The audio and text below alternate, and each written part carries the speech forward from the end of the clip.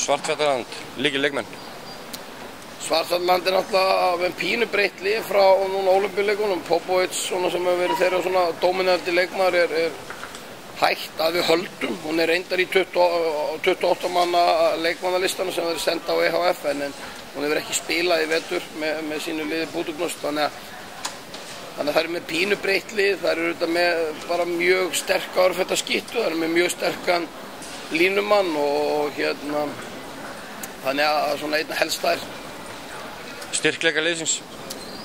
Þetta er lið sem hefur spilað lengi saman í sínu félagsliði, Budućnost, sem er besta félagsliðið í Montenegro og besta félagsliðið í heimi, en það hafa svo sem verið núna aðeins að skipta lið og eitthvað fært sér til Rúmeníu og annað, þannig að það hafa svona verið styrkleikarnir, en auðvitað er þetta bara mjög reyndir og góðir handboltaleikmenn sem hafa mikla alþjóðlega reynslu og verður bara hörkuleikur. Veikleikar? Eins og ég sagði, það er svona svipað veikleikar hjá öllum þessum liðum og það kannski telst líka veikleiki núna að það eru ekki allar í, eða svona flest allar í sama félagsliðinu og hafa nokkra skipt frá Budućnost og það svona getur veiktar aðeins. Möguleikar Íslands gegn Svartfjallingum?